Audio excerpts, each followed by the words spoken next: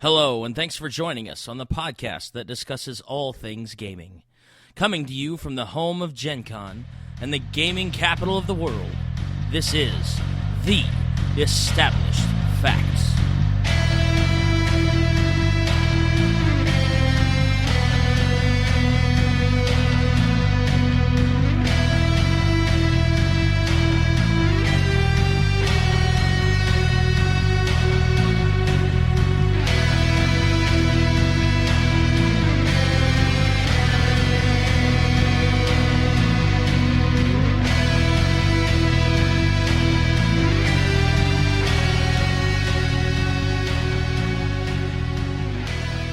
Hey guys, this is Derek Knutsen from The Established Facts, and I am at CharaGames Press's booth here at Origins 2015.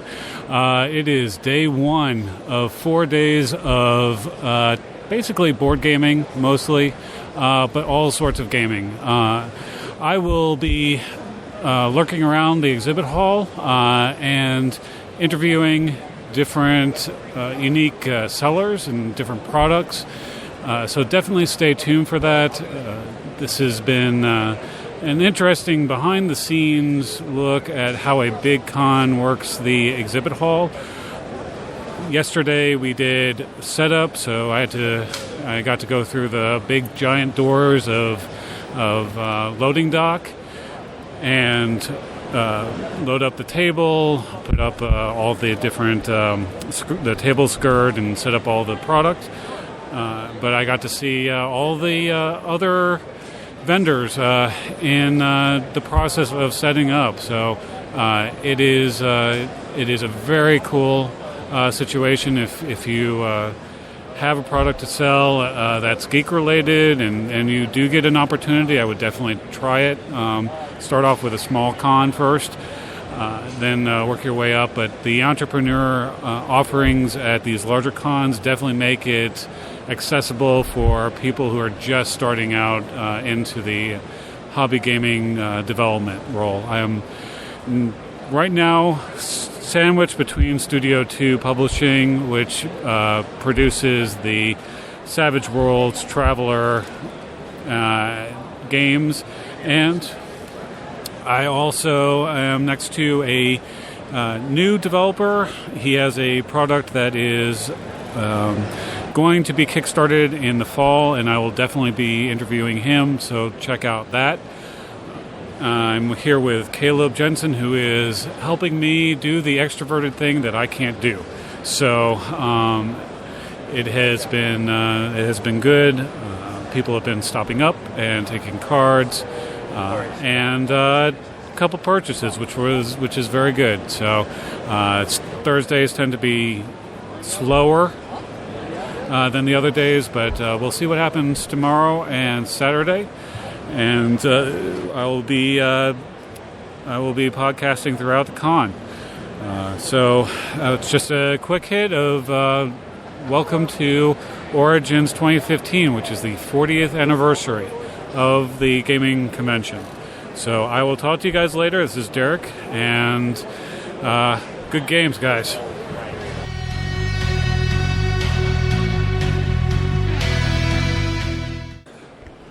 Hey guys, this is Derek Knutsen from The Established Facts, and I am at Origins 2015, going around looking at all the cool stuff that's out there in the exhibit hall, because I am exhibit hall bound because of my stinking booth. So, aside from my own personal problems, I found, is it CharaGames? CharaGames. I knew I'd screw that up. And they have a board game called Commissioned. And I am now speaking with... I'm Pat Lysite. I'm the owner of CharaGames, and we just launched Commissioned on Kickstarter on Wednesday. Commissioned is a 2 to 6 player, historically themed cooperative game with a simple deck building mechanic that plays in an hour. The players are the apostles of the early church, but you don't need to know anything about Christianity to play. Each player has a unique deck with a skill the team needs to get from Jerusalem to all the cities in the eastern half of the Roman Empire and collect the 9 cards that represent the books of the New Testament before either you run out of time, the timer is a trial deck with all the bad stuff that happened to the church in the first 150 years, or you lose 5 churches. Anytime you lose a church, you have to extinguish a candle on the board. If you lose all 5 candles, then the game is over. The game has 5 different scenarios to play, 2 difficulty levels, and a 1 versus everybody player variant. It's $39 up on Kickstarter now. As of Friday morning, when we're recording this, we're at 80% funding, so we're hoping to get there quickly. When does the Kickstarter end? It ends on the 3rd of July. 3rd of July. Okay, so this will definitely be up in time for people to go check it out. You guys can search for Commissioned. That's COMMISSIONED. And so you guys can make sure you guys can get to it. What was the impetus behind the game?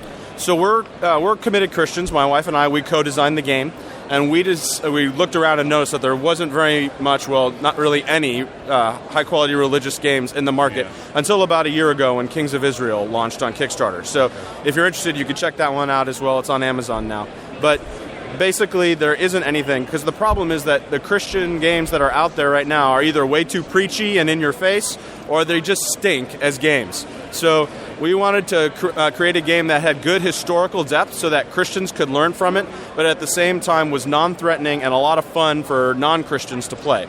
So we've worked about a year and a half on commission. We've been getting really good feedback at the different cons we've been going to, and we're excited about the initial Kickstarter response.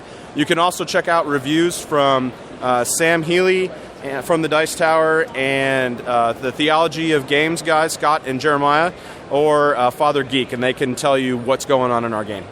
Awesome. The pieces are... Now, is this prototype or is this final? Everything you're looking at here is prototype. The board art is final. Some of the other elements are final. All of the art is done at this point, but the prototypes were built before the art was finished.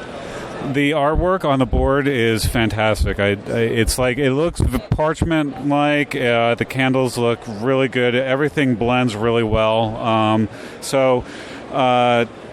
Is there anything else that you want to say before we sign off? I just wanted to say thanks for coming by, and thanks to everybody out there listening who's interested. You can check us out on Kickstarter or on our website, CharaGames, spelled CharaGames,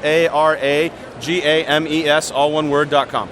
Yeah, so definitely check them out on Kickstarter, and we will definitely have links for all of this up on the website. And again, this is Derek Knutsen from the Established Facts here at Origins 2015, and I will talk to you guys later. Bye.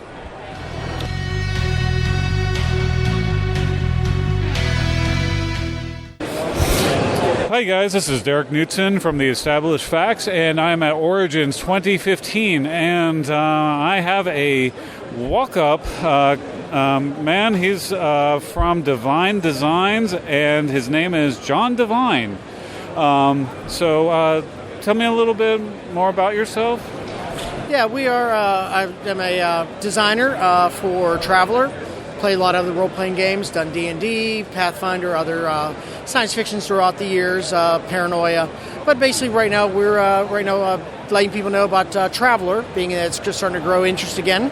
We have a con in Lancaster, Pennsylvania, which is why I'm wearing the t-shirt this year, to show the people out there that don't know about it. And it's amazing when you give your cards around and people hear Traveler, like, oh my God, I've always wanted to play it, or yes, I played it and it's a great game. So we're trying to get the word around and let them know there are stuff out there for just that if you want to come. We even had a girl last year, never played before, always upset that guys would treat her bad because they'd be like, well, you don't know enough about this game, why do you want to play? You need to learn someplace else. And we're not that kind of people, because we want people to learn, enjoy themselves, and of course, learn about something that you get interaction with other people. Well, so when is Traveler Con? This year it's going to be around October 10th. It's on a Kickstarter, and it's also, if you type in Traveler Con 2015, you'll find it on the web. All right, fantastic. Now, when did you get into Traveler? I started in 1977 when Traveler was 1 year old. I had all the original books. Unfortunately, I had to sell them in the mid 40s for my age, and so they're all gone. But I've gotten a huge amount of books afterward, secondary eBay, gifts from people here and there that have bought them. But it's amazing the amount of artwork and stuff I've collected. And now I'm doing actual physical detail deck plans, and going to possibly get it together with Scrying Eye and see what we can do as a collaboration. Okay, so so describe that a little bit more. What are you trying to build? Well, what I do is I take some of the original artwork, figure out physically, like a regular building, all the plumbing, deck plans, what is physically there, which you could walk in. And of course, a lot of times back in the early 70s, you didn't think about 3D. If you drew it, it looked good, you didn't care. Right. Nowadays, people care about it. They're a little more technological savvy, if you want to do that. And that's what we're doing. Is we're doing deck plans that are very intelligent, insightful, giving it a lot of artwork, making it look gorgeous, and also bringing it to people that can afford it and want to have something in a more artistic style and just instead of deck plans. Gotcha. So yeah, I've wanted to play Traveler. What's the selling point for Traveler? You can literally do anything you want. You can go from one planet to another. Tech levels, which is where everyone is based on, can vary. You can be in the medieval times, and you can have people with psionics. It can be like magic. You can be where you're in the mid-19th century, where you're fighting gangsters, and you happen to crash. And they did the movie with the Coneheads, where you have to fit in with a race that you're not even like, but you're mimicking. Mm-hmm. And you don't actually have the same physiology, and you're trying to survive because your ship's gone. You're waiting for a rescue. You can do anything up to science fiction of the highest caliber, where you're talking about godlike powers, where you have weapons of mass destruction, and you're deciding whether this race lives or not. You never know. Awesome. And now you are organizing, or one of the helpers of the organizing TravelerCon this year, correct? That's correct. Yeah, I started last year. I found out about it. I have a T-shirt for 2010, but I bought one. But I found out about it, finally got a chance to go. And when I went, it was like magic. It was like, wow, everyone here wants to play and talk and enjoy themselves. Awesome. Now, for those that may not know, for Traveler, character development is a session in and of itself. That is correct. And you can literally die in character creation, which is the greatest thing in the world, because you actually have an experience of building and making his character grow year after year. And then once you get done, then you role play. So you have a lot of thoughts of what you did, what happens in your universe, like if you were in a war mission, or if you had a special ops training. Did you just sit there on a planet and you watched the guard post and did nothing? It's amazing amount of things, and you can be something from Navy, Army, Marines, but then you can be a journalist, you can be a cop, you can be a scout, which goes around and finds out planets, everything in the world. If anything we have as literally of a occupation, you can be in a Traveler and then go out into space and have fun with it. Fantastic. Is there anything else that you would like to let us know before? Just those people, if you never tried Traveler, it is a fantastic, easy 2D system.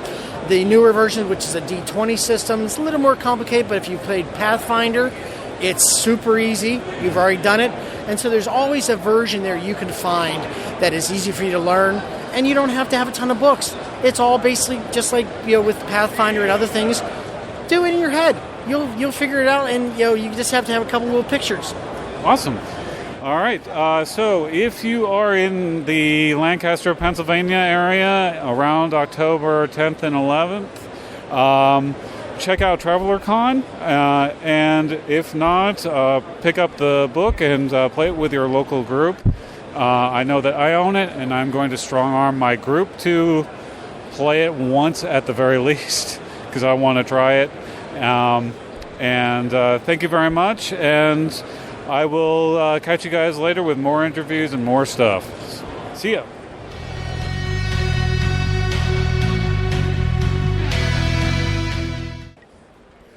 Hello guys, this is Derek Knutsen from the Established Facts, and I am at Origins 2015, and currently I am talking with the guys at Dogmite. They make the adventure case that was successfully kickstarted on Monday. Yes, that's right. That's when I lost a lot of money. So, but yes, Josh and Deb and I, we bought one of the threefer cases, and I'm talking with Mike Cameron. I'm one of the owners of Dogmite. We're here at the show. It's our first time exhibiting here at Origins, and we're pumped. Yeah, it looks like you guys are getting some good traffic even early in the day.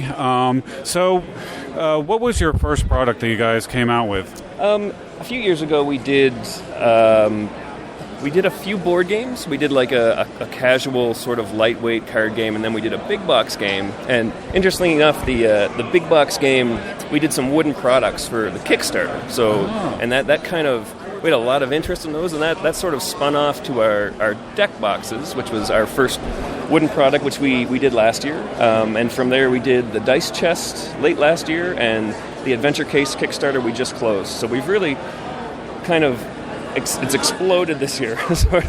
We've been really busy, and as you can see, our double booth here, we have a ton of product and a lot of new products and things coming out this year. So we've been extraordinarily busy.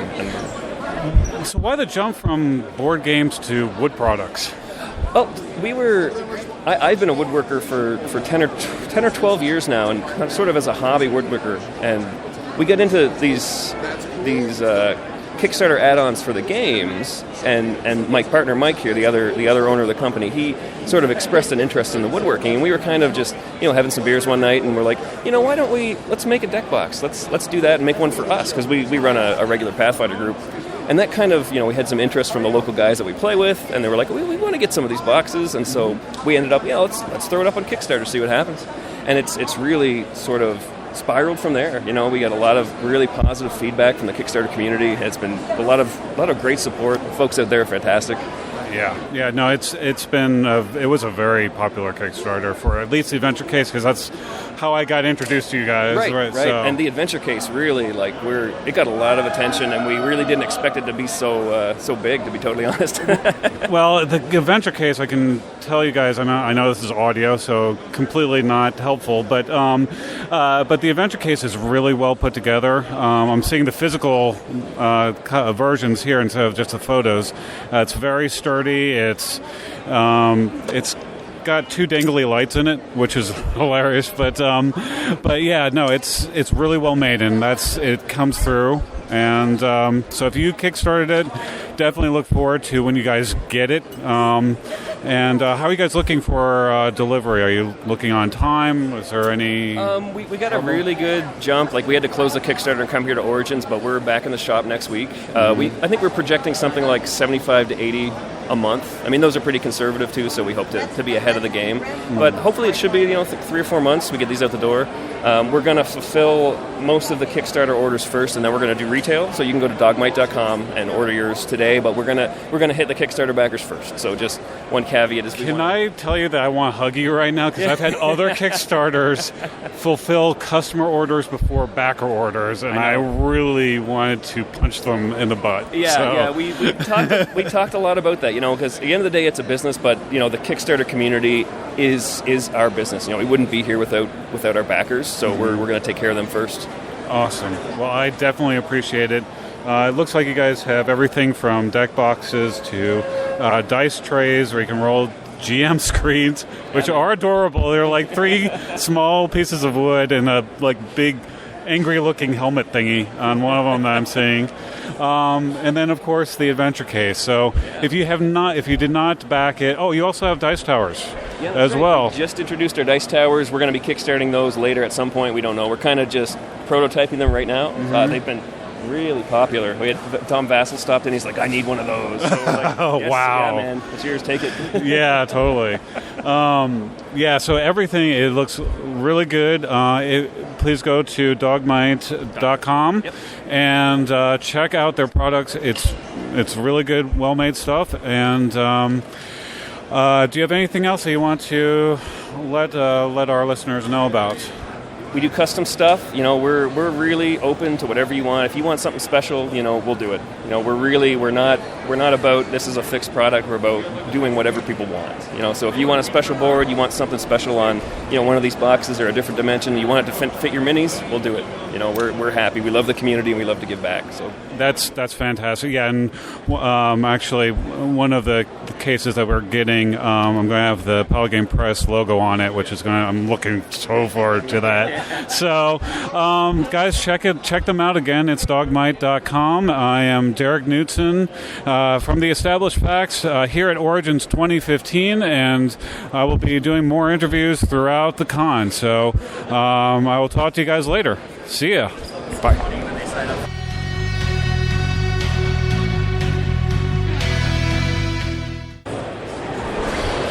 Hello guys, this is Derek Knutsen from the Established Facts here at Origins 2015, and I am here with Mars Whitaker of Fearlight Games.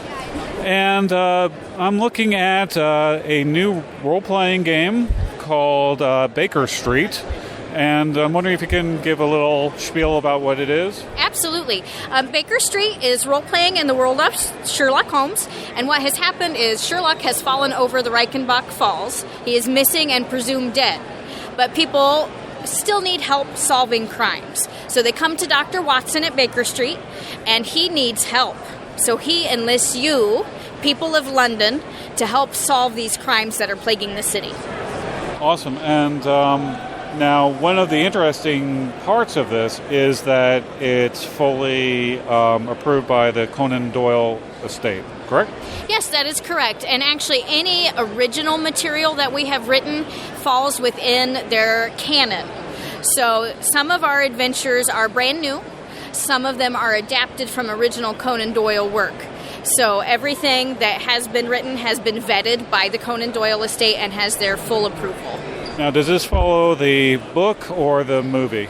Definitely Conan Doyle's work, all of the writing. All the writing, okay. Mm-hmm. Just wanted to clarify that, because people will know more about the movies right now. Right, yeah. And that's actually really good, because they might not know all of the wonderful things that were written about Sherlock Holmes, but if they've seen the movie, at least they know who Watson is, they know who Moriarty is, and so we're just trying to show people that this whole thing is very rich. It makes for great storytelling. It's good for people who haven't role-played before. It's good for veteran role-players. We just want everybody to love it. That's great. And now, what's the mechanic for this? Sure. It rolls on D6 dice. In addition, we have a special dice called a Sherlock die. And that die is used to modify your skill rolls. And what's special about it is that on 3 faces, we have Moriarty, we have Dr. Watson, and we have Sherlock Holmes. And depending on what you roll on that die, it modifies your other D6 roll. Okay, now with this system, you're playing London citizens. So at some point, are people going to be able to play, the big names like Watson or Sherlock Holmes himself, or is it just sort of people in London? It's really just designed to play those people from London. Watson is kind of the narrator. He's the plot hook to get you involved on the case. And Sherlock is missing. Nobody knows where he is. Now, is there an overarching storyline where you're trying to find Sherlock, or is it just sort of self-contained, or both? Yeah, it's pretty much self-contained, but of course, if you really love it and you want to, you can absolutely make a framework where you're looking for Sherlock Holmes in between doing all of these other adventures. In the source book, or in the source book, I should say, rule book, does it specify what happened to Sherlock, or is it still up in the air? It is up in the air. Nobody knows. Okay, all right. So if you, for you game masters out there, if you want to put them wherever you want them, you can totally do that. And is this available online? Yeah, if you go to our website, fearlightgames.com, you can purchase it there. And of course, it's here at the Origins Game Fair, and we will be at Gen Con later this year. Okay, so all you factors out there, make sure that if you're going to Gen Con, which I know you are, stop by the Fearlight booth and check out this game. The artwork is beautiful. It's very, am I getting the right term right? Victorian? Yes. Victorian, sort of woodcut type of artwork. It's we met the artist. She came by our booth, and she showed me some of her sample art book, and it's all woodcut. It looks fantastic, fits the era. So you definitely check them out. Now, there's the core book, and then what expansions do you have available? Right now we just have the core book and case book number 1, which has 8 adventures that were written by names in the industry such as Matt Forbeck, Jeff Syedek, Skip Williams wrote an adventure for us, so there are some bigger names and some lesser-known authors in there to give you a nice variety. And then in the works is Sherlock by Gaslight, which will kind of run you through the Jack the Ripper mysteries. Oh, really? That's cool. That's really cool. And is there example character sheets? Yeah, absolutely. Within both the core book and the case book, there are example characters. There are more than 30 different professions that are historically accurate to Victorian London. I know a lot of people are history buffs, and so we wanted to put in there things that were historically accurate for them. And there's a GM shield that I'm looking at here as well. Is this officially out as well? That is not officially released yet. We have it here for the show. Do you know approximately when that will be available? I believe by Gen Con we should be able to have that. All right, fantastic. And there's obviously the dice there. So anything else that you want to showcase? I think you've got it all. Fantastic. Now, there's all... So, anyways, if you guys are out at Gen Con, or even if not, check them out at fearlightgames.com for all you Sherlock Holmes buffs. And I will talk to you later. Again, this is Derek Knutsen from Origins 2015. Having trouble getting words out in sentences. So I will talk to you guys later. Bye.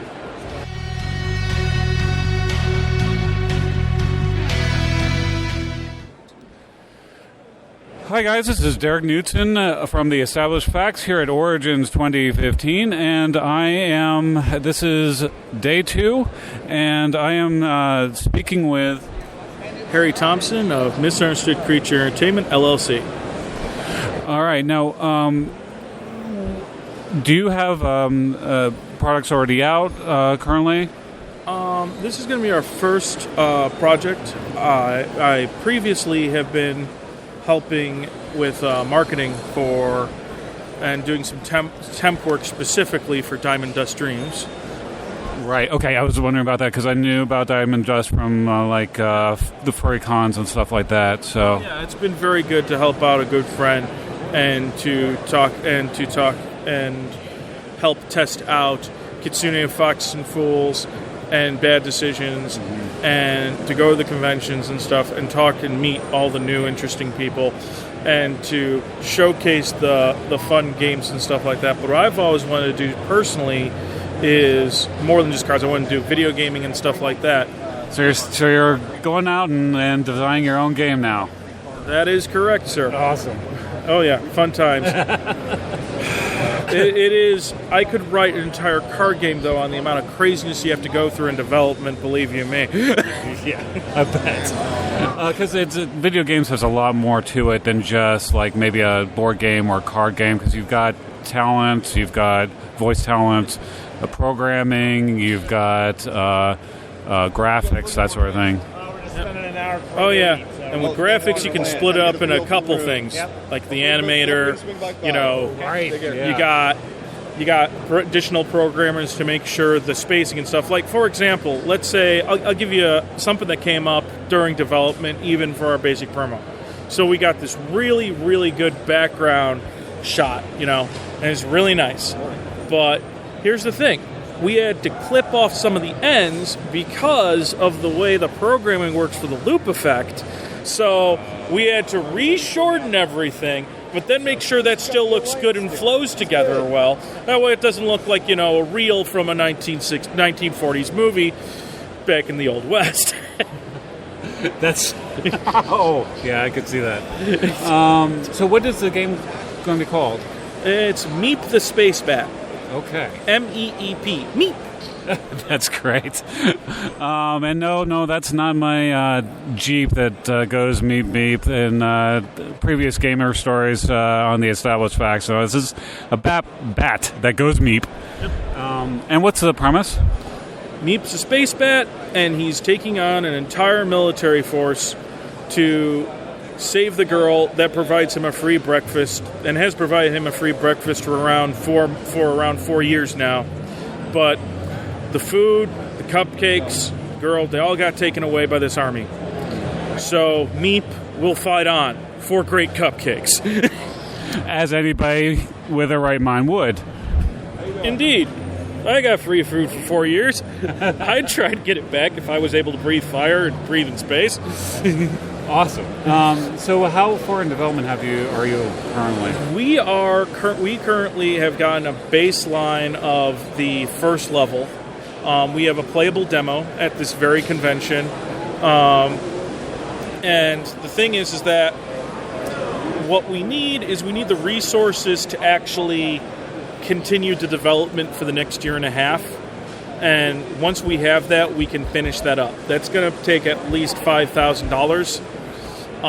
But if we get higher than that, we can do more and do more efficiently, because the necessary resources the more resources we have, the more flexibility our programmers and artists have, because they got to eat too.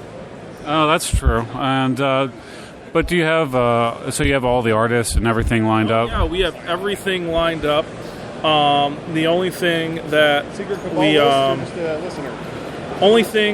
we might need a little bit of work on is we need a new musician. But we got that lined up. I met a person who's totally willing to work with me and stuff at this very con. So we got someone that can actually follow in the guy's footsteps. The original artist we purchased all his stuff. We can use his stuff before he left. But, he went out and became a DJ, for like 3 or 4 things. So he's working like 2 or 3 jobs. God bless him. If you like techno and stuff like that, look up Dippy11 on YouTube.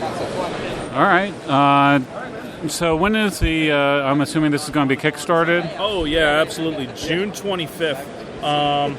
We are going to be kickstarting, and there's going to be tons of really exciting rewards.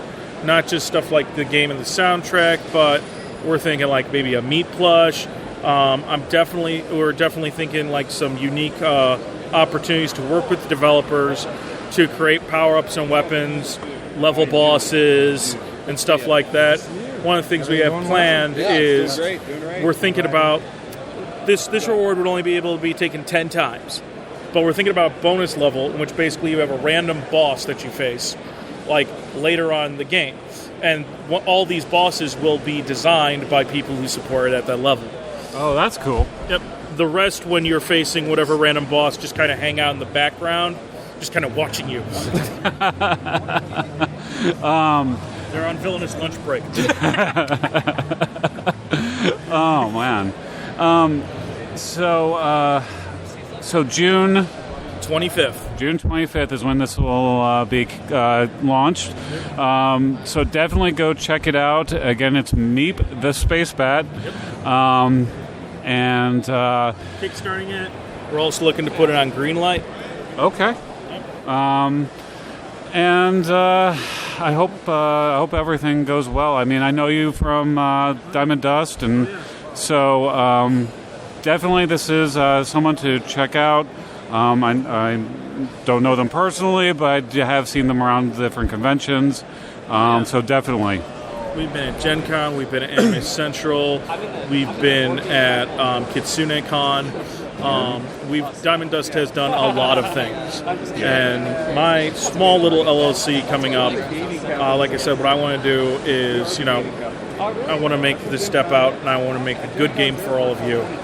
And that's why when it comes to the question, what do you want to put it on? My answer is yes. And I'm hoping yours will be too. All right. So thank you very much, Harry. This is Derek Knutsen from the Established Facts from Origins 2015. And I will be doing many more interviews, so please check them out. And I will talk to you guys later. Thanks. Bye.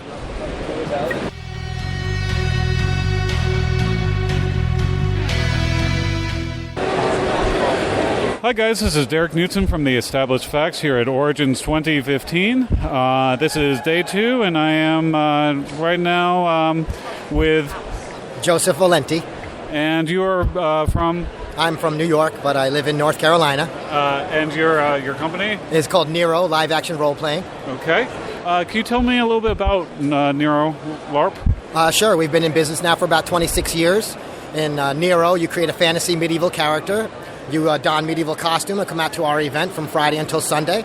Our writers create mysteries and scenarios. Our actors don medieval costume also and go out and interact with you, giving you hints and clues to the mystery. You interact with all the other players in the game, put the hints and clues together, and you solve the mystery by the end of the weekend. You become the hero for the weekend. Oh, so it's a cooperative event for the players? Yes, it's absolutely a cooperative event, and it's for the players. Okay, that's cool. Now, I'm seeing some of the, unfortunately, I wish I had my camera with me, but I'm seeing some of the stuff that you have laid out here. There's a spell book that caught my eye yesterday. It has amazing artwork. It looks like old faded parchment, and then you have all these different objects here. Now, what's going on with the objects? The objects are part of our formal magic system. You create magic items by collecting our formal magic components, and those components are small objects like we have mummy moss, we have a seashell, we have a marble, we have a gold flask, all the different types of things. You can use feathers, we have silver knives. Well, you take these components and you take a magic scroll, you sit inside of a circle of power and you cast a magical spell in our formal magic system, and then the result is a couple of times per day magic item where you can cast a spell from it. Ah, interesting. Now, I'm also seeing some weapons here. Now, would this be characterized as a quote-unquote boffer LARP? Yes, we're a boffer LARP. We're a light touch boffer system. We actually are moving more away from the boffer swords and moving more towards foam sculpted swords, which are more real looking. Oh, okay. And so that's why, but boffer is still the correct term for the type of LARP, if you want to call it that. Now, this has been around, you said again, 26 years. 26 years. Yes. Wow. So, what got this started? Ford Ivey is the father of all LARPing in America. He owned a game store in Boston, Massachusetts. He learned about LARPing from his friends and decided that he was going to run a live-action game, what he called Weekend in the Woods, back in 1986. Had 225 people show up. After a few years, he moved the game more into a role-playing interactive scenario rather than just beating up on people with swords, and dubbed the business Nero in 1989. And then 10 years later, he retired and moved on to other things, and I bought the business from him. Wow. So, would I be correct in saying that this would be the first LARP, or first organized LARP, I would say? Absolutely. We're the first organized LARP in America, and if not the world. That's incredible. I'm so glad that you're here at Origins to be able to talk to the owner. So, now there's rule books here. There are 2 different rule books. Are these different? We actually have 9 editions of our rule book. What you're looking at is I have the 7th edition on the table, the 8th edition, and then our most current is the 9th edition rule book. And I bring all the books out so I can show people that we're 26 years, we're on our 9th edition of rules, and it's a very solid system. Someone could pick up the book, read it, and be ready to play. Well, if you guys have been around and are still going strong at 26 years, I think that you guys have proven yourself. Thank you. So, now how much is the rule book? The rule books are all free. They're downloadable on the website, our NeroLARPonline.com site.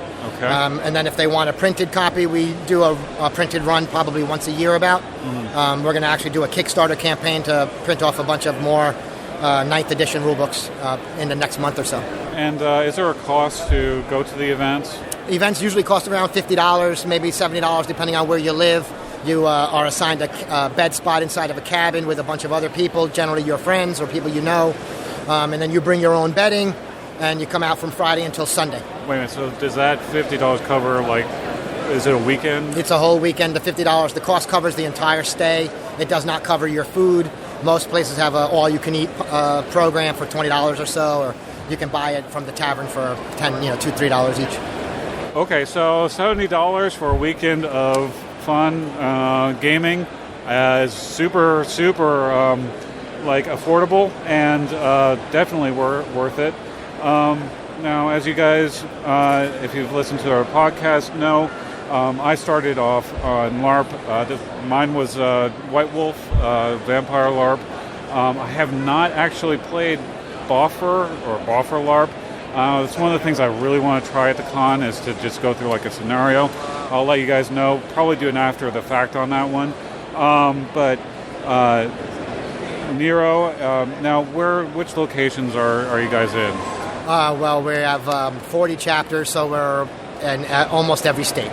Okay, Indiana, Missouri? Yes. Actually, Indiana is taking a small hiatus. Our owner took a small break.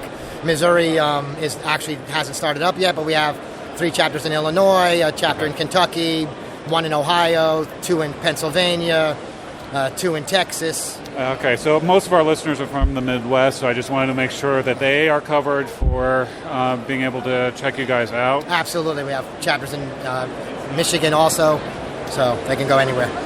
So if you guys want to check them out, they're NEROLARP.com. We will, of course, put this in our show notes.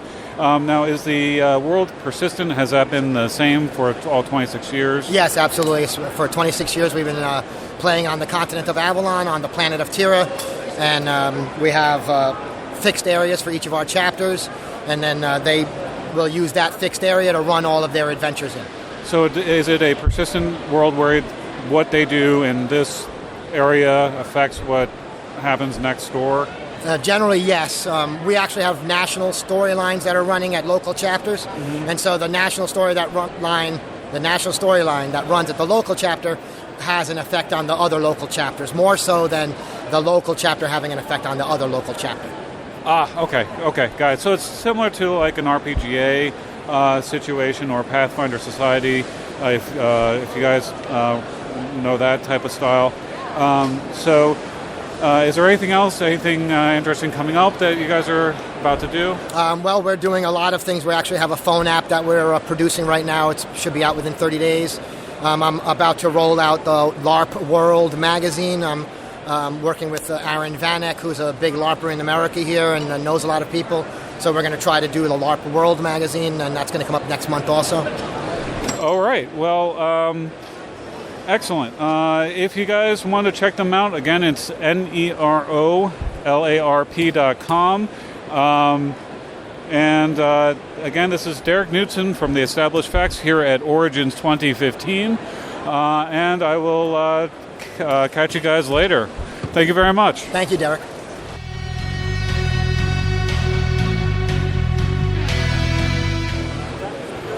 Hi guys, this is Derek Knutsen of the Established Facts here at Origins 2015, and this is day 2 of the convention, and I'm doing a lot of interviews today apparently, so a lot of content, a lot of great things that are coming down the pike.